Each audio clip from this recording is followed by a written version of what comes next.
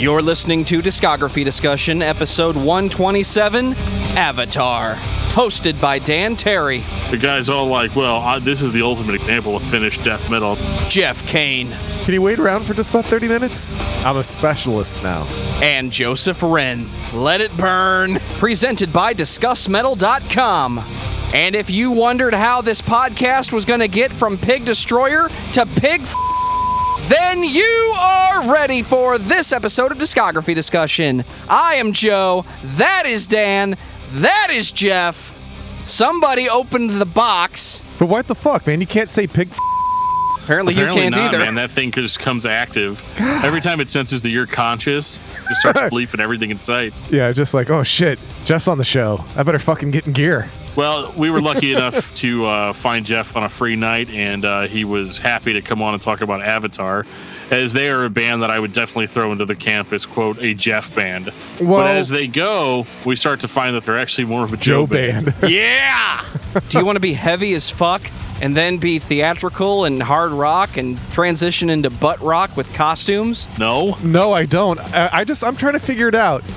Why is it that all of these fucking badass melodic death metal bands from Gothenburg, Sweden go from badass motherfuckers to just shit on a stick? Because they're not the only ones. To quote you directly, Geoff, I believe you once said it was a money thing so that they could play it live. Yep, that's exactly it. Because here we go. Here's another melodic death metal band from Gothenburg that was underground, was fucking phenomenal, sold out. And then they started making a shit ton of money. All I needed was some face paint. Well, that is typically how selling out works. I know. I get it. I'm still waiting for my day to sell out. Me too. I'll like pierce my nipples and paint my nose red and call me the sadomasochistic Great Rudolph the Red-Nosed Reindeer. I'm cool with that. I thought you said you were never going to do that again. I'll do a straight butt rock podcast. What other band really is still doing it from the Gothenburg scene? I mean, obviously, we went into In Flames as far as we could. Really, none of them are. Dark Tranquility is the only one I could think of that comes close. Shit, that's... Arch Enemy is still doing it. Yeah. I mean, they haven't gotten necessarily softer. No. The songwriting really maybe isn't as good as it used to be, but in levels of metal or death metal, they're still there. Soilwork has basically been a synth pop band hiding as a death metal band for years. Oh, that one hurts. That hurts. But it's the truth. I didn't say it was bad synth pop. It's really good stuff. So I guess the biggest question I have is, why do I keep doing this to myself? You know, you throw out a debut album, and I'm like, oh my God, where have you been my whole life? And they're like, hey man, it's no thoughts. It's thoughts of no tomorrow. We love you. Check this out. This is a gift for you, Dan. And then the Black Waltz comes in a few years later. No, that's the last decent one. We're going to get into all that. There's a little bit of house cleaning we have to do tonight.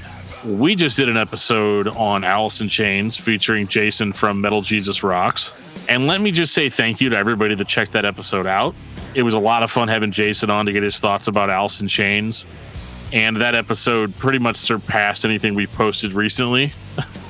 So, number one, I want to thank Jason for sharing that and just for getting word out about the podcast and just watching the episode blow up like that. I was like, oh my God, guys, we made it. All it took was me leaving. Magic. Yeah, I mean, as soon as Geoff was gone, it's been, just shoot for the stars. Well, before we get underway with this classic episode, I want to take this time to say thank you to everyone for listening to the podcast. Thank you for listening and for subscribing. If you are not a subscriber, then you can find everything Discography Discussion at discussmetal.com. We are on Spotify, Apple and Google Podcasts, TuneIn Radio, Stitcher. So if you have an Amazon Echo or a Google Home, you have no excuse. Ask it to play the latest episode of the Discography Discussion podcast, and it will. We're also on Facebook and on Twitter at Discuss Metal. Be sure to like, favorite, and subscribe. It really helps us out. It lets us know you're listening. And now Dan is going to tell us all about 5-star reviews. We love 5-star reviews here on Discography Discussion. And the reason we love them is because they help us come up in search results. You guys have heard me make this speech 1,000 times. So just leave us a review. Then I'll stop. Once everybody's left us a review, I'll stop. I promise. Yeah, what's taking you guys so long? I'm tired of hearing that crap from Dan. Speaking of other countries, it has recently come to my attention that the iTunes reviews that we get or the Apple Podcast reviews that we get, they're only from the United States, and that there were several from Germany. And, well, there was one from Germany, one from Finland, and one from the United Kingdom. And I didn't ever read those on the show, and I just want to apologize right now for that. So I'm going to read all of them if you guys got time. We have the time. All right. Well, the first one is from Finland. It is a 5-star review by Nordic85, and he wrote this back in 2018. So just to show how behind I've been on our international reviews. He says, one of my favorite podcasts at the moment, long episodes filled with eye-opening discussions about some of my all-time favorite bands. Extra point for not being all about true metal. We try to cover most subgenres of heavy metal. Whether they're popular or not doesn't really matter. I wasn't aware true was a subgenre of metal, though. Well, there's a lot of these guys that, you talk about a Korn song or something and they all freak out. Yeah, I think talking about like doing new metal, essentially. Another one from last year was by user Newdolf from the United Kingdom, and he writes, a decent podcast. These guys have created a good podcast, which is enjoyable to listen to. It's also very informative. Keep up the good work. Well, thank you very much, and I apologize I did not read that on the show last year. The last one I've got is from user Reb.87 from Germany from April 4th of this year. He says, my favorite podcast. I've been listening to Discography Discussion for a while, and it's by far my favorite podcast. Music is a huge part of my life, especially metal, but unfortunately I don't have a lot of friends that are metalheads, so I don't get to talk about it as much as I'd like. Having 3 guys talking about bands that I am also a fan of and also introducing me to cool bands I didn't know about is just awesome. It makes me wish I was part of the conversation. Keep up the good work. Looking forward to the Every Time I Die and Anthrax episodes. I really want to find out why Dan Terra hates Anthrax so much. Because they suck! I thought we covered that on the Pantera show. Anthrax? I'll tell you all about it on the Anthrax episode. And over on Facebook, we got a Facebook recommendation from Cameron Lee McKinnon, who writes, hands down the best podcast about metal that I've listened to. Incredibly interesting, insightful, and gives us fresh perspective on bands I love or dislike. You guys need to do a Black Dahlia Murder or Fit for an Autopsy episode. I would love to hear your guys' opinions on those groups. Fit for an Autopsy. I might have to. Well, I'm not going to say that we're not going to do the Black Dahlia Murder, but I would stay tuned. We got a comment on YouTube regarding episode 123, Alice in Chains. Jebber Gaming Jaws says, Dirt may be my favorite album of all time. So effing powerful. I wish I would have been on that one. You want to give a quick synopsis of your opinion on Alice in Chains, Geoff? No, I'll just give you my favorite. It's Jar of Flies. Hands down. Yeah, sorry, you've been stricken by the no EP rule. I'm just kidding. We broke that twice on that episode. It's kind of hard not to. We talked about Sap and Jar of Flies. That's okay. Don't worry. I'm gonna break the EP rule later for my album of the week. So it could be your album of the week. That's fine. But normally, yes, we do employ a no EP rule here on Discography Discussion. But when you got Metal Jesus on the phone, Metal Jesus is allowed to break the no EP rule. So who broke the rule first? No, I broke it with 9 Inch Nails. I'm the first one that broke the EP rule. Well, I know. I thought that somebody did it before I did. I just couldn't remember which episode it was. Hopes Fall, No Wings to Speak of. Okay. So that means everybody needs to go back and listen to those, breaking the ever-important EP rule. As Dan mentioned earlier, the social media conversation for Alice in Chains blew up, and I want to thank Metal Jesus for that. He was kind of the instigator. There were so many comments and tweets and Facebook messages. I don't think we can set aside an hour to read all of them. So I want to read one that stood out to me, and that came from Sean Nicholas Jarvis. This is awesome. The crossover I didn't know I needed. Well, I don't know if it was the crossover you needed, but it was definitely the crossover you deserved. It gets complicated, Be in the Dark Knight, living in Gotham City. Nothing makes any sense. It's all just leather and action scenes and gravelly throat singing. Kind of like this show. I also want to take some time to say thank you to all of our patrons. You help us make this podcast happen every single week, and we want to thank you all for your contributions and your support. We got a comment on Patreon Review 59, Eternal Forward Motion by Employed to Serve. Thank you, Lance, by the way. Patrick Aspelin says, great band. For similar female-fronted metal, I recommend the band Ithaca and Azusa. I've never listened to either one of those. Well, the second band he mentioned has members of the Dillinger Escape Plan and Extol. So take from that what you will. In other words, we probably ought to check it out since we like those bands. It's probably really good, right? It is, actually. I've listened to the record a couple of times, and it's just been my little secret. So, Dan, tell me about Avatar. Avatar used to be a Swedish death metal band, even though a lot of people would describe them now as a Swedish heavy metal band. If you look at the band's bio on all their various websites, it will say that they are a Swedish heavy metal band. This is incorrect, technically speaking. Avatar started off around 2001, and they played Gothenburg death metal. If you've been listening to this show long enough, you know exactly what I mean by Gothenburg death metal, or melodic death metal, or mellow death. Basically, Old In Flames, Dark Tranquillity, At the Gates, Arch Enemy, all of these types of bands. There was just an explosion of melodic death metal bands in the early 2000s and late 90s. These guys, they did it, man. Their first release is, in my mind, one of the best representations of what melodic death metal is and what it can be. 2006, Thoughts of No Tomorrow. Riffs, dude. Riffs and solos. That is this album. Vocals are, like, generically Gothenburg. I think it's my only complaint about the album at all is that the vocals are... It sounds like old At the Gates. Not super old At the Gates. But sounds like old At the Gates, Old In Flames a little bit. It's kind of the melodic death metal screech, I call it, instead of it being just like guttural, deep vocals like you'd get out of like an American death metal band. First thing I noticed was how they are buried in the mix. Reminded me of classic Tooth and Nail, where it was just turned down 6 decibels too low. I think that this is to showcase lead guitarist, and I actually like it because, like Dan said, the vocals are pretty generic for this style, so I'm more interested in the music for a change. I'm not listening to the vocalist as much as I am is trying to listen to what's being played behind them, which that is kind of a unusual thing for me to say, but I definitely, it worked this go around for me. I think the biggest thing is that musically they really deliver. Like they've listened to what the best of Gothenburg was at that time, so they're kind of borrowing the best elements of At the Gates and even early Soilwork, and even stuff like Dark Tranquillity whenever they got into their more melodic stuff. Well, the guitars make me think In Flames. Yes. And that's what I think I like about it, and that's why I want to keep hearing it.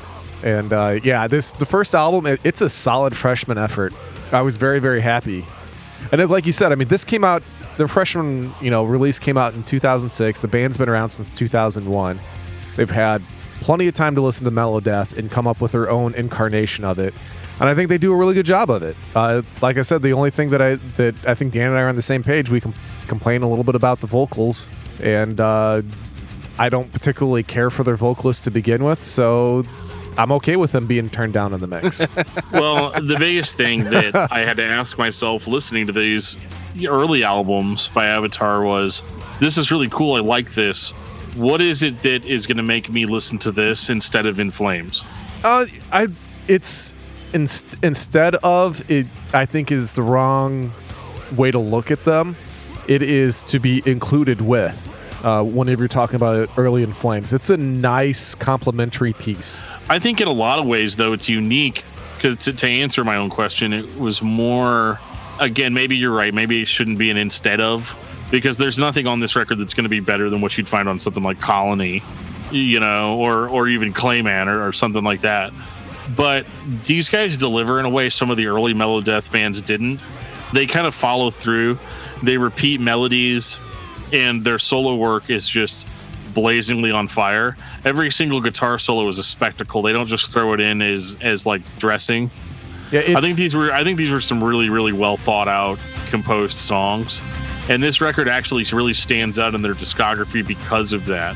You can criticize them for being kind of a copycat band, because they absolutely were jumping onto a trend, and actually jumping onto it whenever it really wasn't as popular anymore. So you got to think, by 2006, In Flames didn't sound like they sounded on Horrible. Right. But I think that's probably part of the reason why we have a soft spot for the first album, is because you and I know that's kind of like, it's kind of, that's our jam. We love that kind of stuff. Yeah, I definitely cut my teeth on a lot of this stuff. And knowing that there was a band out there that was forwarding what we loved, it felt good. I mean, just like I know that there's people out there that, never got tired of nu metal. This is kind of how that is for me. I mean, man, I could listen to Melodeath all fucking day. I really could. I mean, it is probably my favorite, even though I'm a big tech and prog guy, if you ask me at the end of the day, what style would I like to listen to for the rest of my life if I had to choose, would probably be Melodeath. So what happens when you take a Swedish death metal band and mix them with like a technical death metal band? You get Meshuggah. All Meshuggah does in is 15. Anyway, this record is killer. It's one of the best debut albums I've heard, especially from this style, because even bands that we claim to love, like Dark Tranquility and In Flames, and even At the Gates, their really early stuff really wasn't that incredible. No, but that's because they were the pioneers and they were trying to figure it out. The groundwork had already been laid by 2006. So, Avatar had plenty of examples to go off of. So like you said, it's nothing groundbreaking. I guess to a certain extent it's safe because it's a well-established genre. The only thing that maybe not make it safe is the fact that it wasn't as popular by the time it came out. Yeah, I think that may have led to some decisions that they're going to make later on down the road. Yeah, agreed. Jeff, this album title is all you. 2007. Schlocked. Excuse me. Wait, so like schlock? Schlocked. Is it just a bunch of schlock? Yeah, pretty much.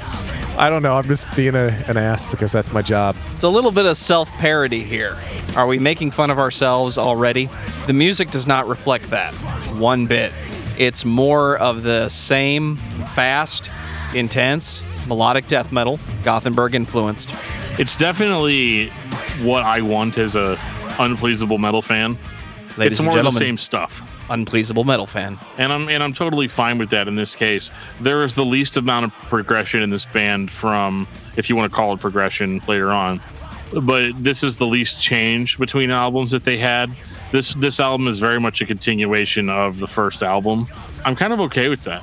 I'm going to throw something in.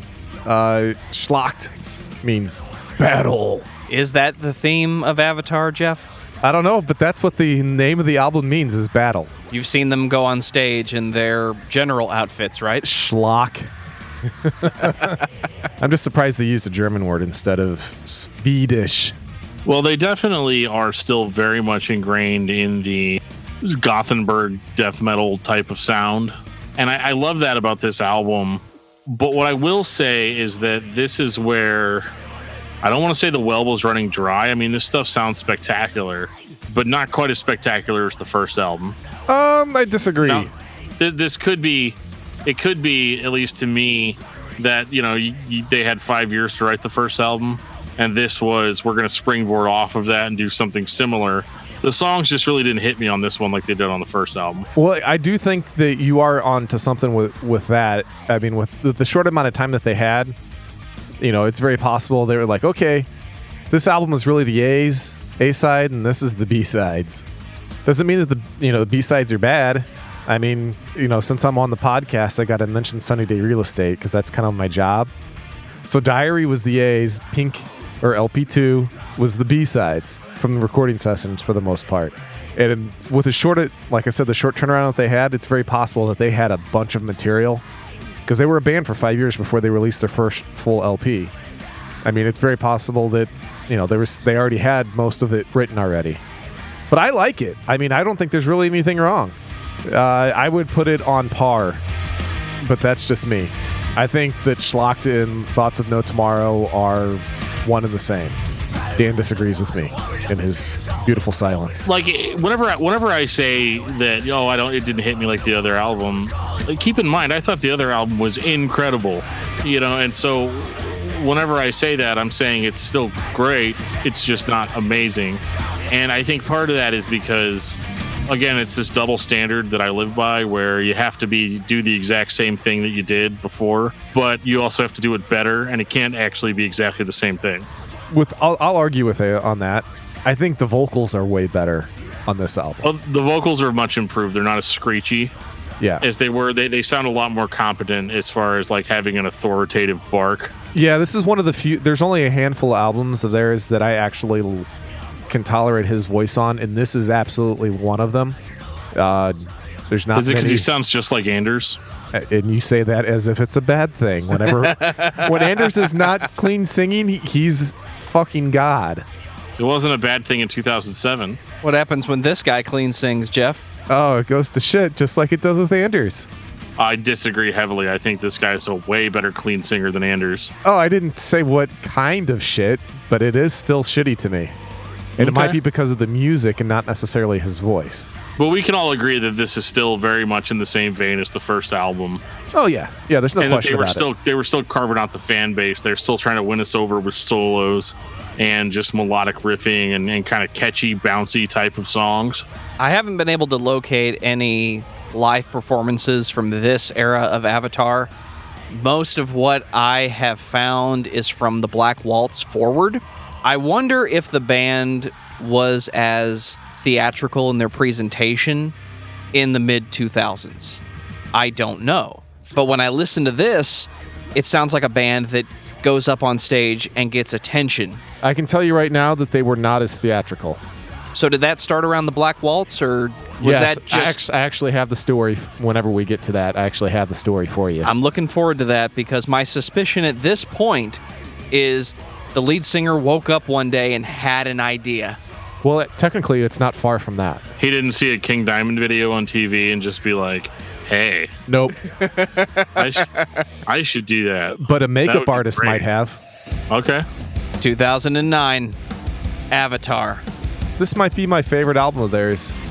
It's kind of, they haven't gone exactly where we know they're going to go, and it's an area that I particularly despise, but it's enough of a change to pique my interest. But hey, that's just me. I liked this album because it was different. They went heavier in a few places. They went softer in a few places. They really almost, I hate to say it, but they don't really even sound like the same band, which I think is okay. It's this weird mixture of like this more traditional heavy metal sound mixed in with the Gothenburg death metal stuff. Yeah, But they kind of keep the rhythm and the speed up. But now they're not just playing like the bam bam bam bam bam bam bam bam bam bam bam bam riffs of Gothenburg, but they're actually kind of going for more complicated riffing and more actual dynamics in the songs. Yeah, for me, it's like it's like a bit of metalcore mixed in with, melodeath with some groove thrown in. I get like that kind of, Texas metal kind of feel on some of Which this is really stuff. weird coming from a band from Sweden. Yeah, but that's really what I get from it, and I kind of dig it because I have to admit, I really do like groove metal as well, and I think it was just the amount of theatrics that are in this music, in my opinion, is just the right amount of garnish. It's the cherry on top instead of the whole fucking jar, and I really like that whenever you can just give me enough to make me want more, and that's what this album does for me. This album is by no means a carbon copy, but the vibe reminds me of Haste the Day. It's that metalcore tempo with those manly baritone choruses that don't appear to be sang by the lead singer. Is he singing these choruses, do you know? I'm pretty sure he is. He is I heard the guy talk, and his speaking voice is this is definitely within his range for his speaking voice. Well, whatever vocal coach he got between this album and the next needs to be fired, because what we get later does not sound like this. This is still kind of beefy. It's got that hardcore metalcore feel to it, which is not the same as the previous two albums, but I'm still happy with what I've got. They definitely took influence from a lot of American metal bands. Like that's obvious that they wanted to have a little bit more of an American sound. And that's not hard to do, because if you were a melodeath band, all of the bands in America ripped off of the melodeath bands and then started kind of trying to create their own sound from there. So in a lot of ways, it's not that big of a stretch. No, and that's why to see how we got here. Right, that's why I mentioned the metalcore, because that's essentially That is the American version. I'm going to be honest. I think the clean vocals sound really good in places, and other times I think they sound like total garbage.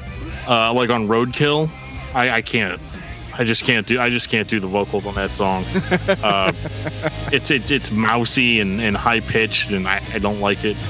I also thought that the screaming vocals on this were a step down from the previous album, which is kind of weird because like I think the music goes more aggressive. I think the vocals are kind of caught in this weird middle ground where they don't know whether they want to keep the vocals heavy or not.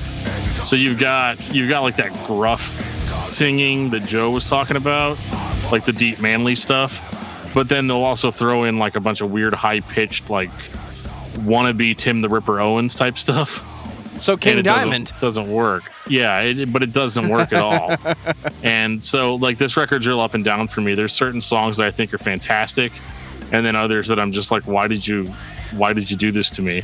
Yes, to me. Is this a good example of popular metal in 2009? Yeah, I think so. Yeah, especially in Europe. I can see this essentially they become lordy at some point, which is we're not quite there yet, but we're getting there. Yeah, they turn into lordy around 2016. Yeah. It's good. I like the fact that they're keep me on my toes and they're trying a few things, but like you said, I understand your distaste of the high-pitched vocals on Roadkill. It's probably one of the weakest spots is that high-pitched squeal, because it's exactly that. I'd rather listen to a pig, I think. Right. Well, there's something that they want to do to a pig. Oh yeah, that's the track. song. That's the track after Roadkill. Yeah. So I don't know if the two events are connected or not, but I will say I think it was a transitional album. I think they were throwing some stuff at the wall, just to see what sticks. Just to see, can we get away with this, or should we go back to the Gothenburg stuff?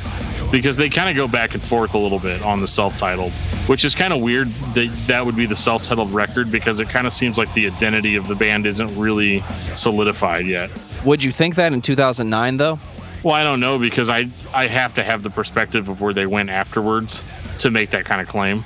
This is their first charted album. Granted, it was in Sweden, but it's the first time they charted anywhere. And I could see that too, because the songs are catchier. The general metal fan would probably check this out before checking out the first two albums. Yes. Number one, because this is probably the only album that was for sale at the record store. So and by the way, take what you can get. Pigfucker is way better than Roadkill. Oh yeah, it's one of their more brutal songs on the record. Yeah, it is. Totally dig it. Between 2009 and 2012, something happened. Geoff knows what it is. I don't. How did we get to the Black Waltz, Geoff?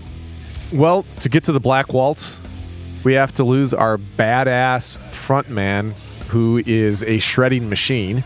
He left, and that's Simon Anderson. That's step one.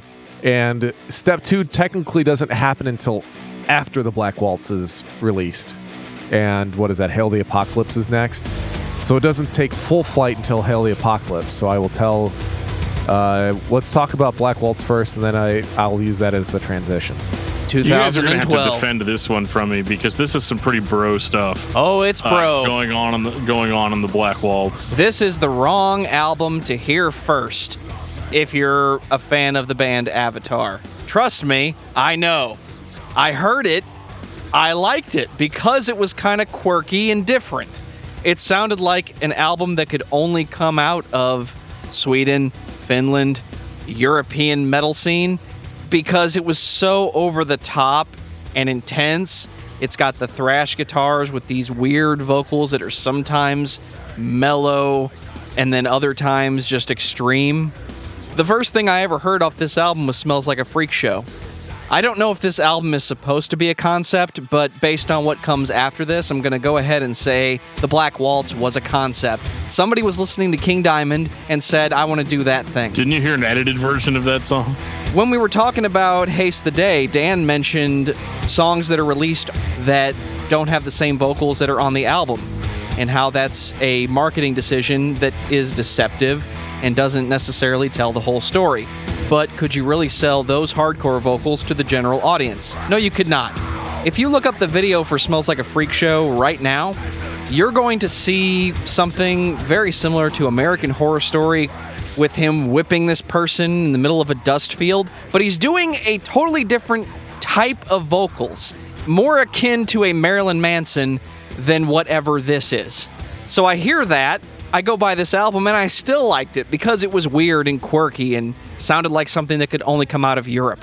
When you work your way backwards, you realize this band, something had to happen where they said, we're going to do this carnival thing instead of what we were doing before. Yeah, they're not quite to the carnival, but they definitely have pulled into the parking lot. No question about that. Well, to Joe's point about can you sell this to the general audience, I think you could. They didn't try to, though. They were trying to go bigger, I think. You could definitely sell extreme vocals to the general audience in Sweden. I mean, have you ever seen In Flames play in Sweden? Like, I realize not like physically, but like if on YouTube and stuff. It's insane. The audience reacts to them like it's a Linkin Park concert. Like everybody starts jumping up and down, doing the metal horns and stuff. It's all very like, I'm 16 and this is my first concert. Yeah, this was what it would have been like if it was 1984 and you were a 17-year-old in the U.S. going to a Van Halen concert. Yeah, I mean that's the type of draw that In Flames has in Sweden on those festivals. And that's the kind of draw that Avatar wants. Yes. And they probably have it, let's be honest. I mean, there's probably quite a few people that show up at their shows. The interesting thing, as time goes on, their drawing power in Sweden has waned considerably. Really? Yeah. And because they became very Americanized with what they're trying to do. Well, yeah, I mean, it would have been really hard to justify even listening to this, that it was a Swedish band, other than like, you know, the occasional, like you'd have a track called Blood, you know, instead of Blood, you know, or something like that. But I mean, I guess my issue with this record is it just doesn't know what it wants to be. How I had talked about the self-titled being a transitional album of them still trying to figure out where they're at. Like, this is, okay, Smells Like a Freak Show. So we're going to go to the carnival, you know, and it's all still part of that, hey, guys, you know, clowns are, you know, actually kind of scary if you really think about it. It all just seems very like, oh my God, have you guys ever played BioShock? It's like Art Deco, like everybody's like really happy, but like secretly they're all murderers. Like all that stuff just seems really on the nose to me. And they just kind of grabbed it by the ears and went full force with it. And like that's the one thing that kind of bugs me about it. But beyond that, though, there's other elements of this album that do not fit with that at all. Where, you know, there's heavier moments on the record where they're just like, you guys ever heard Pantera? Yeah. And that gets really bad on the next album, but it is here. Yeah, this album is quirky as fuck. I mean, yeah, it's all over the place. It is not an album as much as it is a playlist. It's like, hey, you know what? I like these songs. Let's put them on a playlist and then click it and hit random. And that's kind of what you can do with the Black Waltz, and it doesn't fucking matter because it's all going to sound the same. I'm feeling lucky. Yeah. Yeah. I mean, there's no beginning or end to the album. If I do have a big complaint about it, that's probably one of my biggest. I like the fact that it's weird as shit and doesn't know what the hell it wants to be a little bit. You know, that's kind of a breath of fresh air every once in a while. But the one thing that this album got us, number one, was like I said, we lost our machine of a guitar player. He's gone bye-bye. And now... Oh, you could tell. Oh, God, You yes. can tell big time. They get really basic, bro, on this. Oh, yeah, they do. And now Johannes Ekstrom decided, hey, you know what? You know, we got a music video coming up and for the Black Waltz. And he has a makeup artist put the makeup on him for the video. And he pretty much had an epiphany. And he's like, this is who Avatar is. This is what I want the band to be. And loved it so much that they went ahead and put the picture of him with that style of makeup on the cover of the Black Waltz album. And it's pretty much the direction they went moving forward. I mean, that was their thing. And then we got Hail the Apocalypse, 2014. is a flaming dog pile that somebody lit on fire in front of my door, and I stamped it out and got pissed off, and I'm like, this shit is stuck to me. Why the hell? The joke is that Geoff's an old man. Yeah, but I just, it's stuck with me. I don't want it to be stuck with me. I like the others. This is just crap. I'm sorry. It's actually started to get popular in the States. I think on the indies, it made it in the top 20. This album did. And I was like, are you fucking kidding me? I think this is trash. I've listened to this album so many times, I can't even begin to tell you how much of an epiphany this week was. This album being the follow-up to the Black Waltz, I thought, okay, it's more of that. That's fine. Having heard Thoughts of No Tomorrow, Schlocked, and Avatar, I no longer have that opinion. It sounds like what it is. It wants to be somebody else that I heard on the radio or saw on stage. They want to I'm fill having a lot arenas. of trouble articulating how this makes me feel with the other albums in mind. This is what it sounds like when a band sells out for the masses instead of us elitist. I mean, that's really what it comes down to. They got a gimmick. They found out it works great. Let's dumb down our music so people can jump around to it in concert. Sound about right? Yeah. Is that what audiences were doing in 2014? To this, yes. And we I feel like we this know just people that appeals love to this stuff. This appeals to the lowest common denominator for what they think that a metal fan is. It's like the ideal audience member that they had in mind when they put this piece of garbage together was an exaggeration of what they thought that an American metal fan was. And you they know weren't. what? And they weren't wrong. If Hail to the Apocalypse had come out in 1998 or 99 during the new metal stuff, I think this would have been even bigger than it was. But like, I feel like heavy music fans collectively have moved on from stuff like this. Again, it's the whole, look at how creepy my makeup is, dude. Nobody cares. Oh, okay, clowns are scary. It's scary because like he's smiling, but he's like actually not really happy. He's actually crazy, like crazy smiles. It's crazy, right? Do you guys get it? Do you get it? Do you get it? It's like, oh my God, look at these clowns. Aren't these clowns scary? We're at a carnival. Carnivals are where you're supposed to have fun, but it's not really fun. It's more like killing people. Isn't that so cool in metal? It's like you could have used this as an art form to express yourself, but instead you just kind of threw all these ideas of what you think is cool out there and hoping that somebody would latch onto it. And like I've said about a lot of bands like this, unfortunately, there is an uncomfortable amount of people that probably thought this was amazing. Yep, and that's true. I watched an interview with Johannes not too long ago, and the dude just straight up pissed me off and talking about originality in music, and he was being pretty much a douche. What's original about this? It's not, and that's kind of my point, and I think he knows that, and he's just, I mean, if I was in his position and I was like, you know what, the same person that listens to this, listens to rap and pop music too. I mean, that's cool. You know what? More power to you. Because that's where the money's at. And this is the people listening to that like, ooh, this is my edgy music. Avatar's my edgy metal band. I'm like, go fuck yourself. But that's my personal opinion. You want edgy and you want brutal.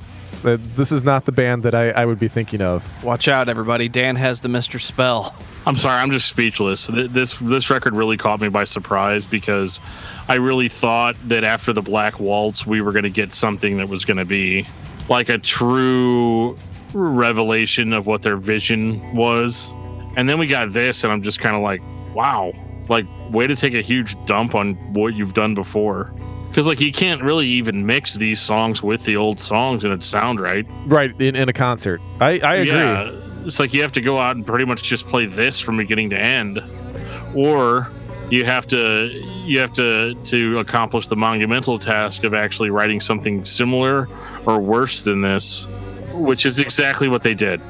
If you go see Rammstein today, you expect them to be wearing outfits and have flames and lasers, and it be a performance visually as much as it is audible.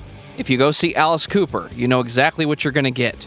At some point, Avatar went from being Gothenburg-influenced death metal to metalcore, to the band that expects everyone in the building to be there to see them, and I don't feel like they earned it. Yeah, they probably, it was kind of a 180 turn, but, you're kind of hitting on something. They decided that, hey, we're going to sell because of our look and our shock value. The problem is they should have changed the name of the band.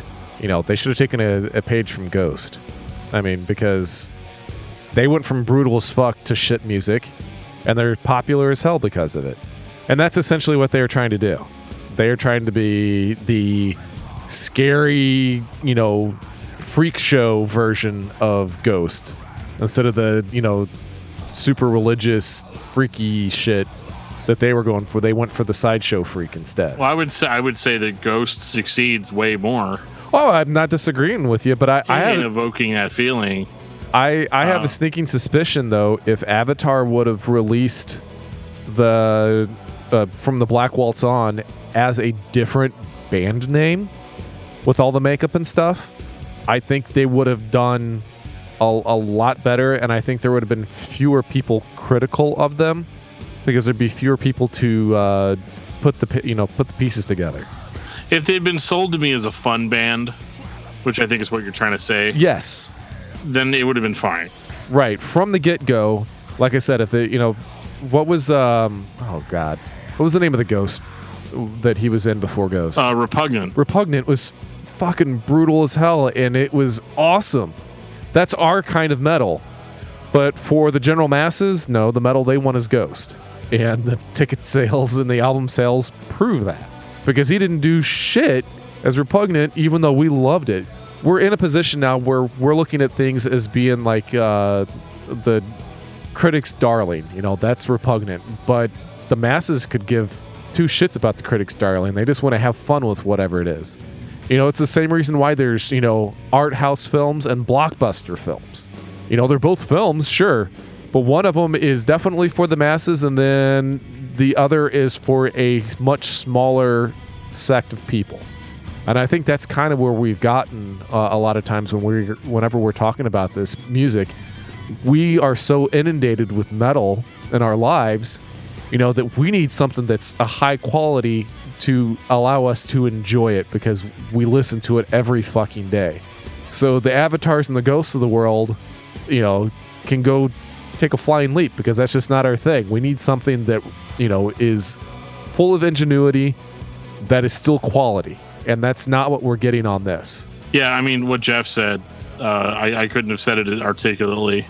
There would have been a lot of shouting and things like that. I think the biggest difference, though, between a band like Avatar and a band like In Flames is I've never been, in love with Avatar. So I'm not necessarily, I don't feel personally betrayed by the changes that they've made. So I'm not coming at it from that angle. But, you get to an album like Feathers and Flesh. 2016. Can I read what my streaming app has as a description for this album? I gotta hear this. A concept album. It is the story of an owl who goes to war against the world. Wow, man, that's really something I could relate to personally. You guys filled 14 tracks, coming in at almost an hour long. And it's a concept that's I'm trying to think of the word to describe this concept, a stupid one. And one that definitely shouldn't have taken an hour to explain. And I'm just having, I'm assuming that when they toured on this, that this was a huge theatrical production. And I hope that means that at the end of every performance, there was a bunch of feathers all over this stage. Because if not, what are we even doing here? But, they're still doubling down on this whole, it's a freak show, it's a carnival, it's so cool, it's it's supposed to make you happy, but it's bad, it's actually really bad, and we're bad, and that's what makes us metal and stuff. They're still doing that while still trying to give a concept. They're talking about how this is a grand concept album, but I don't hear that. This sounds like the same old crap we've gotten from Avatar for the last two albums. Yeah, what's funny for me? I'm wondering if somebody's got a kid in the band and read Legend of the Guardians, the Owls of Ga'Hoole. I was just thinking that, yeah. Because that's the only thing I could think of. I was either you read the books or you saw the movie, and they're that would be an awesome concept album. owls are actually super brutal if you think about it. Well, the movie's fucking awesome, man. I mean, I watched that shit without my kids. I've actually read the book or listened to the books. Oh, okay. The audiobooks, because my kids really like them. Yeah, I've read the first book with my kids a long time ago. Well, not a long time ago, but like 10 years ago. But yeah, it's more trash, just dressed up as a concept album. That's my opinion. Here we are. We're shitting on Joe's band. I'm sorry, man. Well, it's funny because I'm sitting there like trying to find a redeeming quality to it, and I'm just not, because even their most shining moments are derivative of other bands at best, and they're derivative of bands that aren't like relevant in 2016, which isn't a big deal necessarily. I mean, you can't help who your influences are, but I just feel like the influence was the shiny green dollar. It's just, again, a whole bunch of random stuff thrown together in the guise of being quirky and original, but there's no substance to it. There's no payoff. Does that make sense? Or am I just talking to myself? I don't know. Like, I think it fails at being a concept album. It sounds like an album that was created because somebody said, we need to write a concept album. There are certain tropes that you will fall into if you have been instructed to write a concept album. If it doesn't happen fluently, or if it's not written by one person, it sounds like an Andrew Lloyd Webber production at that point. Well, here comes the overture. Here comes the fast part. Okay, here comes the part where we go back and talk about the concept, even though it doesn't make any sense in the content of this song that I'm listening to. If you can't write concept albums, or if you fail to write an interesting one, it's not going to succeed. It's not going to be well received. But the audience is expected to buy into it because we're Avatar. This is our concept album.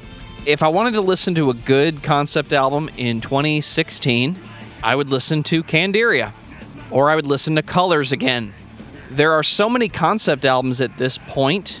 It's not a market I think a band like this can compete in. I was waiting for them to do something original or something that set it apart, but the only thing that they did was add little pieces of fake Opeth-sounding improvisation. Unfortunate, it's not the musician's fault. Somebody decided this is what they were going to do. It just didn't work. And if it's not interesting, I'm not going to listen to it. I don't have much to say that I haven't said already on the previous album. This is just not my thing. You know, the funny thing is this album was widely praised by mainstream critics. In what country? This one. Meaning the United States. That's because sometimes people think that random stuff is actually like genius, instead of taking it for what it actually is, which is just random ideas thrown together. Some people like grindcore too, but we let them have their thing. Hey, I love grindcore. Grindcore's focused. Well, I think a big part of it too is the producer that they worked with is super famous on this album, and that's Sylvia Massey, and that name has pretty much been attached to anything and everything popular. You know, System of a Down, Johnny Cash, Red Hot Chili Peppers, Tool. I mean, she's been all over the place. So I think that's part of the reason why people saw her name and like, oh, must be good. And she praised the band, said they were great to work with and all that kind of jazz. So, and that's how we got this album. And that's normally whenever an album sucks. It sucks in comparison to what? Everything before? Because, I mean, compared to 2018's Avatar Country... Oh, it's a fucking gem compared to Avatar Country. It sounds like Master of Puppets in comparison. First thing I noticed was every song has the word king in it. Who's the king? Is it Elvis? King Diamond? Please tell me it's Elvis. I think we're closer to King Diamond than Elvis, man. I'm sorry. Oh, you're probably right because of the makeup. Man, how did I miss that? I'm losing it, guys. I'm losing my touch. The first time I heard Avatar Country on Spotify, what the hell's the first song? It sucks balls, whatever it is. I was Glory driving to the first King. time I heard Glory Avatar to the Country. King. Okay. So you're thinking Legend of the King, actually, because Glory to Our King is just the intro. Yeah. Okay, this must be another band named... They're trying to do Ghost. Yes. I thought this was another band. I like Ghost. At least it knows what it is. This is just trying to do something someone else has already tapped into. But I genuinely thought that Spotify, because... Did you think Spotify made a mistake the first time you heard this? Yes, I did, because whenever you do, band names, a lot of times you'll get smaller bands that have the same name, that have their stuff uploaded to Spotify. And I'm like, okay, this is just a different band name, Avatar. And I'm like, no, and this is it, and this is really bad. And I have to admit, I did not finish this album because it sucked so hard. It is a massive pile of shit. I was driving the first time I heard The King Welcomes You to Avatar Country.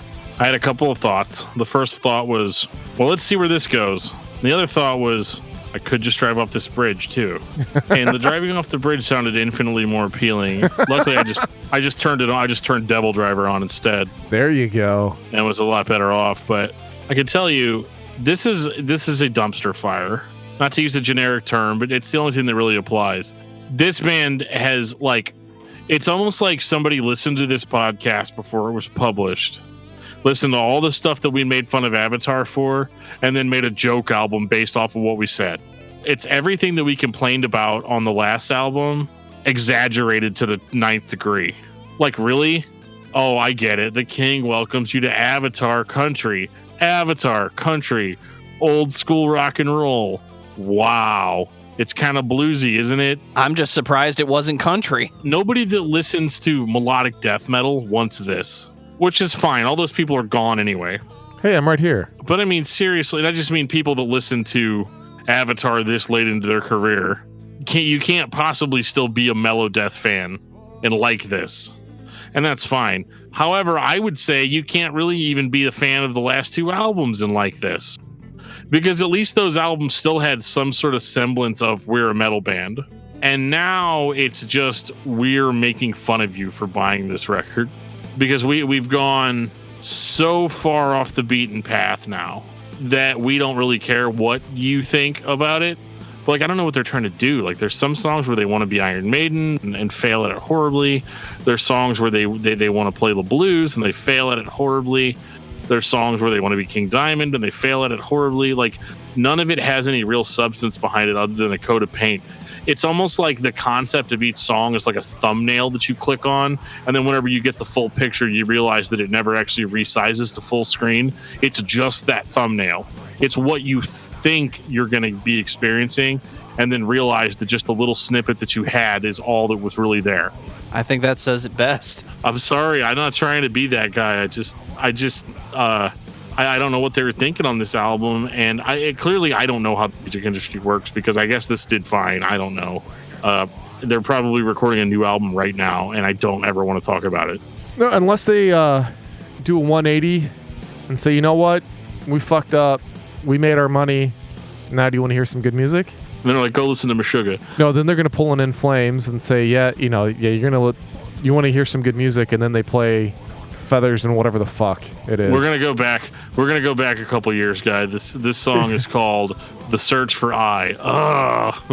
Let it burn. In the audience. Let it burn. Final thoughts on Avatar, Geoff. They start for the first 3 albums, and even the 4th, the Black Waltz, I enjoy as well. Is just a fantastic band, musically sound, especially on the first 3 albums. And they turn into the dumpster fire that everybody loves to see, apparently, except us, because they switched styles and they made a lot of money doing so and got big fucking egos in the process, and can't stand the shit at all now, which is really disappointing because where they came from was amazing. Dan, what about you? Oh boy, I think I'm good. The first 3 albums are really good. And we always talk about on this show whether or not the good outweighs the bad. And I say in this case, it really doesn't. Because even the albums that I said are really good are derivative of other bands at best. I'm sorry, derivative of other bands at worst. But I'm willing to sacrifice those first 3 albums as long as I never have to think about this band again. That's all I got. I like Avatar in concept. If that concept is We're a goofy, eccentric bunch of metalheads that write songs that are not conventional. The early albums are not the same band that we have today. They're not even the same band we have in the middle of the discography. If someone is listening to Swedish metal that is theatrical in nature, and this is what you're looking for, you already know about it, and you probably haven't listened to anything prior to 2010. Don't think Avatar is a band I want to listen to today, but I'm glad we have 4 albums of material that I will occasionally look back on and listen to and enjoy, even if they're just out of place and weird. Geoff, what's your album of the week? Oh, I'm going to cheat, and my album of the week is actually an EP, and it is The Art of War by Vader. Oh, Vader. Dude, I fucking love Vader, man. They need more love here, man. I'm telling you. So does that mean Jeff's going to come back for the inevitable Vader episode? Yeah, that's going to take like 16 albums. So, yeah, I know. Start listening now. Yep. And I have to say this, the title track, This Is the War, fucking love that video, man. It's animated. It's definitely early 2000s animation, but I could give 2 shits because it's about war and it's got mechs in it. And it's Vader. So how can you go wrong? The answer is you can't, especially after listening to later Avatar. I was like, I gotta get something to get this out of my system. And I'm like, ooh, Vader. Hell yeah. And Vader's there and he's like standing out holding his hand going, come with me, son. Oh, dude. I tell you what, you can talk about a palate cleanser. That's exactly what it was for me. Thank God. Dan, what about you? Well, I mean, I wish mine was that awesome, although I think mine's pretty awesome. Mine has been Infernal Atrocity by Revulsed, which I just got on vinyl. Thank you, Jason Sherlock. Nice. It's brutal. So how's the mix on the vinyl? Incredible. Very cool. It's very brutal. It's probably one of the most brutal vinyl records that I have. You always wonder, you're like, what do the grooves look like? They got to be all over the place, but it's just not how it works, Dan. They're deep. Deep grooves. Deep grooves. I'm going to write that down as a new idea for a show. Very What is it? welcome. Don't know yet. You get just some creepy music in the background. It's all Hello, trip hop. This is Geoff Kane, and you're listening to Deep grooves. Deep Grooves. Oh, yeah. One more, Geoff. Come on. You are listening to Deep Grooves, presented by discussmetal.com. So next week we're gonna get together and talk about Portishead. Am I right? Yes! Yes, do man. it. You better Yeah. believe it. And Morchiba and, oh yeah, Massive Attack. Because it's weird and eccentric, and the first album I heard by this band, my album of the week is Black Waltz. Listen to it if you want to be entertained at the sheer randomness that they create. And then if you have to listen to more records, go back in time. Please, set your time machine to 88 and go back in time. Yeehaw. Have you ever been listening to this podcast and wondered, how come these guys haven't talked about my favorite band yet? I want to hear these guys absolutely trash my favorite band or absolutely praise my favorite band. Well, you can do that. There's a lot of different avenues you can take to get a hold of us. The easiest ones are as follows. You can find us on Facebook under Discography Discussion. You can find us on Twitter at discussmetal. You can even find us on our own Discord server. There's a link in the show notes. If you click on that link, you'll get connected to our Discord server where you can talk to us in real time. We have an official group on Facebook that you can join, the Discography Discussion official group under our main page. Just send a request to join and I will approve you most likely. You can also go old-fashioned and send us an email at danandjoeshow@gmail.com and just let us know. Say hello, give us band suggestions, anything you want. We are here for you, and you can get a hold of us through all of those means, and as time goes on, probably even more means. And on that note, this has been episode 127 of Discography Discussion. Thank you for listening. You can like us on Facebook and follow us on Twitter at discussmetal. Subscribe to our podcast everywhere you listen to podcasts, including Google Play, iTunes, and Stitcher. Visit discussmetal.com for all things discography discussion, and please send questions and comments to danandjoeshow@gmail.com. If you are not a patron, you can become one at patreon.com/discussmetal. We have some sweet perks. Give me your money. Outside.